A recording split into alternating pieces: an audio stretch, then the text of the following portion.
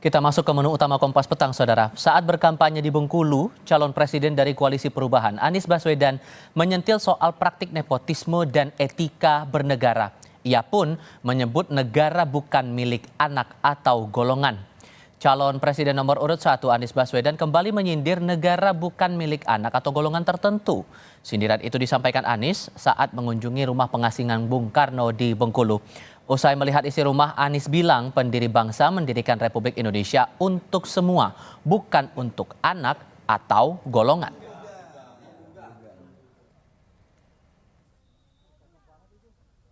Republik ini didirikan oleh pribadi-pribadi terdidik, para intelektual cendekiawan yang pikirannya itu dibentuk bukan hanya oleh bacaan, tapi oleh pengalaman hidup.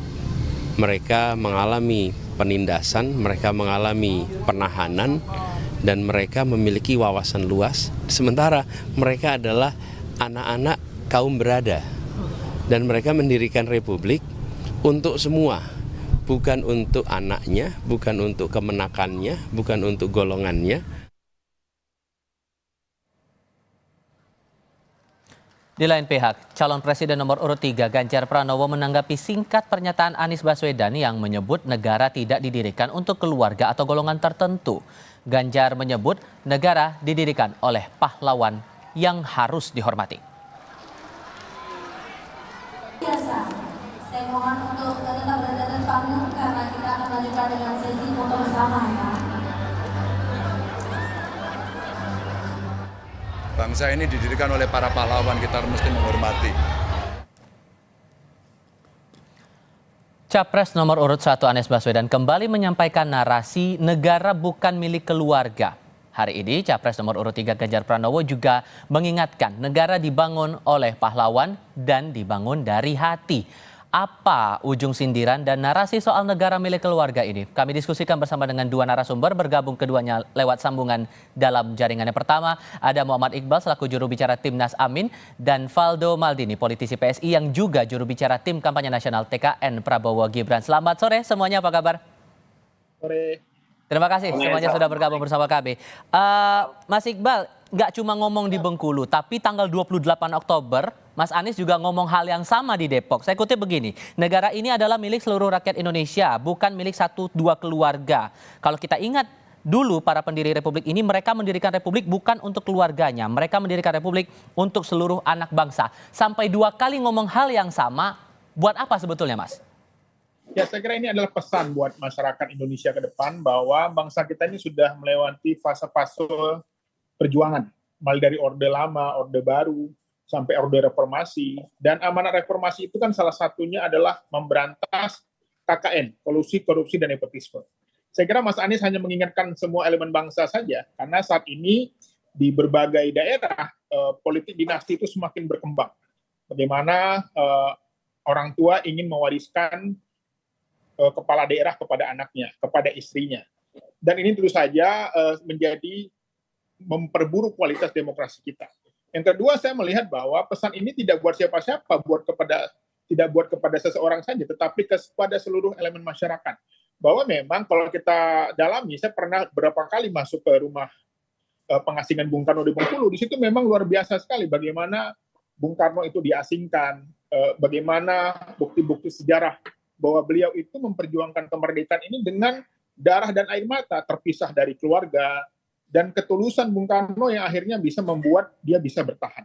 Jadi saya melihat ini tidak menyudutkan 1-2 orang, tapi ini adalah bagaimana mengingatkan sejarah perjuangan bangsa. Tapi sampai 2 kali bicara seperti itu, kadarnya sudah mengkhawatirkan menurut Anda?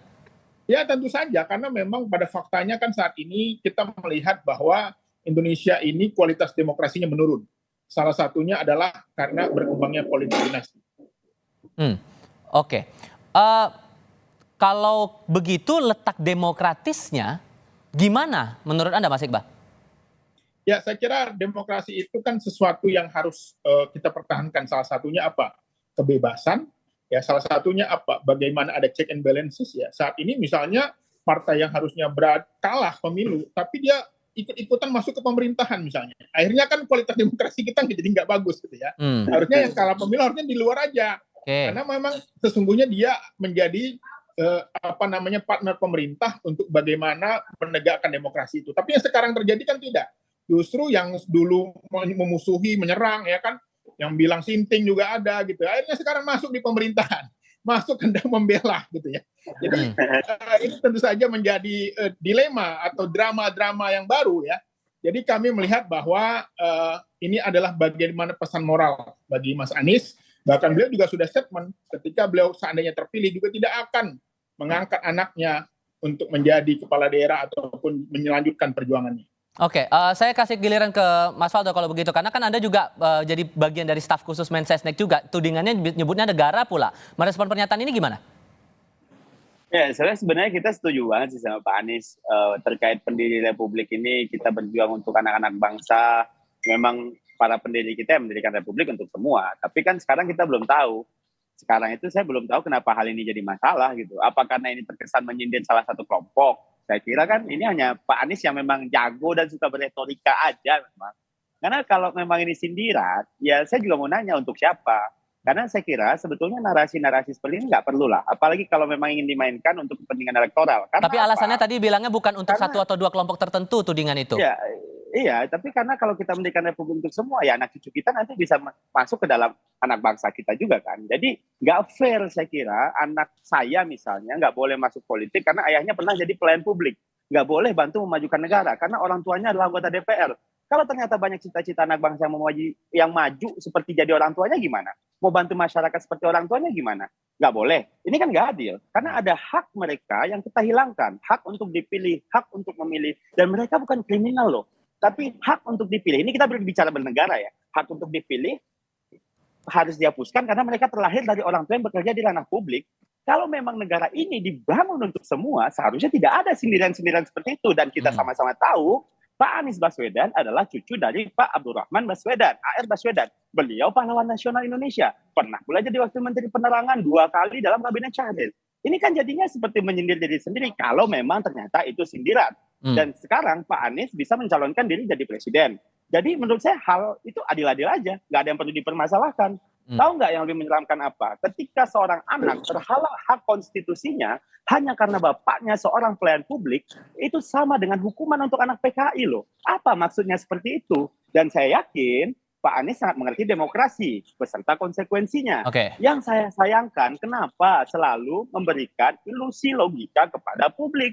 Ya meskipun saya yakin masyarakat tidak termakan isu tersebut, tapi begini, kalau memang ini semua sama di hadapan negara, anak siapapun punya konstitusi hak yang sama, termasuk anak yang tidak punya bapak, Al-Masih kalau turun di tanah pertiwi ini, haknya sama seperti saya, hanya saja status sosial saya berbeda dengan dia, gitu. Nah ini modal sosial, bagaimanapun modal sosial ini berpengaruh dalam karir politik seseorang. Sehingga menurut Anda pernyataan dari Mas Anies ini sebatas gimmick? Ya, Pak Anies keluarga terpandang, punya modal sosial itu yang membuat dia melangkah ke politik. Jadi sah aja siapapun melangkah ke dunia politik. Dan saya hanya ingin menyampaikan kepada Pak Anies Baswedan satu paradoks demokrasi. Demokrasi itulah seni membangun sebuah sistem di mana rakyat menjadi pemegang kekuasaan tertinggi. Semua yang terjadi adalah keinginan rakyat. Jika rakyat tidak ingin, maka demokrasi ini ya tidak perlu demokrasi. Jadi saya kira Pak Anies ngerti lah maksudnya seperti apa. Kira-kira gitu. Mas Iqbal, tadi ditagih tuh siapa sebetulnya disasar? Ya Mas Faldo ini sensi banget ya. Ini kan sebenarnya bagian dari inspirasi perjuangan. Ketika melihat rumah pembuangan Bung Karno itu, memang benar bagaimana kita merasakan betul bagaimana Bung Karno itu memperjuangkan negeri ini luar biasa. Sampai diasingkan, terpisah dari keluarga ya. Bahkan juga anak-anaknya juga harus merasakan dampak-dampak dari sikap politiknya. Tetapi bedanya memang anak-anak Bung Karno, ya, termasuk anak Pak Harto, termasuk anak Gus Dur, mereka memang memulai karir itu dari perjuangan panjang, mendirikan partai, gitu ya, kemudian merintis, ya, bahkan jadi anggota DPR dulu, gitu ya, baru akhirnya mereka bisa menjadi presiden di antaranya. Jadi memang ini perjalanan panjang itu penting bahwa boleh saja mau anak presiden, mau anak kepala daerah, tetapi dia harus melewati proses perjuangan ya dan tidak instan. Itu kata kuncinya. Sampai 2 kali menyampaikan itu karena dianggap cukup genting kondisinya, Mas Faldo. Menurut Anda cukup beralasankah Anies sampai menyampaikan hal itu 2 kali di forum yang berbeda? Tapi jawabnya nanti ya. Kita diskusikan lagi di sesi berikutnya. Tetap bersama kami, saudara. sampai 2 kali dalam 2 forum berbeda nih, Bang Faldo. Mas Anies bilang negara bukan milik anak atau golongan tertentu dan dibilang bahwa ini sudah cukup kritis kondisinya. Menurut Anda alasan-alasan disampaikan oleh Mas Anies itu cukup kuat alasannya atau gimana? Ya, fakta pertama oke kalau ada memang bagian dari keluarga. Tapi namun fakta kedua adalah orang-orang ini memang dipilih oleh masyarakat kita dalam sebuah sistem yang sangat demokratis. Semuanya dikembalikan kepada masyarakat. Apakah mereka bisa jadi pejabat publik atau tidak. Dan Bung Karno juga saat ini ya tadi yang Bang Iqbal bilang dalam sebelum iklan itu ya anak cucunya masih masuk politik. Apakah Pak Anies lagi nyindir Bung Karno gitu maksudnya gitu loh. Atau memang gimana gitu. Dan bicara tentang proses, ya setahu saya Pak Anies sampai hari ini belum berKTA parpol gitu loh kan. Memang dimajukan oleh partai politik. Bukan kader PKS kan Pak Anies Baswedan setahu saya sih belum berKTA parpol. Di mana proses politiknya oke dia menang elektoral. Tapi kan kalau kita kembalikan ke menang elektoral, ya semuanya menang elektoral. Kalau memang tujuannya dibilang Mas Gibran, Bu Puan mungkin atau siapapun, anak-anak keluarga-keluarga yang dituduhkan tadi oleh Pak Anies Baswedan ini yang tembakannya kita nggak tahu kemana gitu. Jadi Mas Anies ini lagi nyindir siapa Pak Iqbal? Kalau mau sekedar berbicara, ya monggo lah Mas Anies jago lah kalau bicara mah pidato. Jadi kita sepakat kalau Mas Anies ini mau nembak siapa, nembak kita, nembak orang atau nembak diri sendiri. Langsung saya tanya kalau begitu ke Mas Iqbal. Ini ditagih 2 kali loh Mas Iqbal. Iya ini kayaknya sensi banget ini PSI. Kagak ada yang sensi. Kita tuh cuma bertanya. Ya, walaupun memang ketumnya baru 2 hari masuk udah jadi ketum ya. Oke, jadi gimana penjelasannya tuh? Ya gimana gitu. Oh penjelasannya. Ya semua jadi partai gini, punya saya mekanisme sebenarnya demokrasi yang dibahas adalah tidak ada hubungan dengan partai politik. Yang dibahas adalah bagaimana negara ini dibangun. Dia para pendiri bangsa itu nggak memikirkan yang melanjutkan harus keturunannya. Dia menyerahkan kepada mekanisme masyarakat. Dia tidak bisa aja sejak dulu misalnya kalau dia menang pemilu. Iya bisa aja seandainya sejak dulu para pendiri bangsa dia ingin saya pengen tetap anak saya. Tapi pada pendiri kebetulan yang saat ini sudah melalui kepemimpinannya tidak melakukan itu. Baru ini terjadi pada Pak Jokowi. Itu mungkin salah satunya yang dirasain oleh Pardo. Tetapi kita melihat bahwa saat ini yang kita lihat bahwa adalah instan, itu aja. Yang lagi rame sekarang instan. Bukan hanya di Republik ini, bukan hanya pada level presiden dan wakil presiden, tapi juga di daerah-daerah.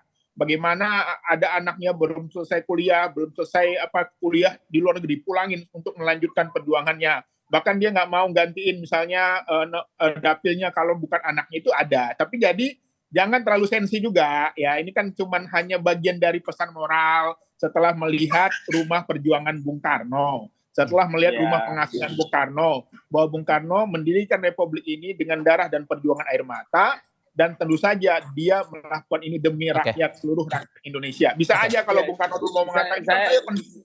Oke, singkat saja Bung Faldo, silakan. Saya ini dari Sumatera Barat, dulu gubernurnya Bapak Irwan Prayitno dari PKS, sekarang Pak Mahyildi, istrinya, anaknya juga mencalek, itu Bang Iqbal. Jadi nggak ada masalah, kan dia udah nggak ada masalah kan? Ya, beda jalur. Yang masalah itu kalau dia merubah aturan. Nggak ada aturan yang dirubah, semuanya fair-fair aja. Dalam artinya memang ada proses di MK yang sudah berjalan. Jadi larinya ke MK nih, kalau seandainya kader PKS istri dan anaknya itu juga nyalek gitu. Nggak ada masalah. Jadi gini, kalau jadi nggak ada masalah dong. Yang selama ini disoroti masyarakat adalah ketika bapaknya masih berkuasa, dia berusaha mewariskan kepada keluarganya. Istrinya kadang-kadang bahkan. Udah lengser. Dan itu apalagi berbeda eksekutif, legislatif itu berbeda. Jadi nggak bisa kita samakan. Ibu Harneli nyalek di DPRD. Itu berbeda.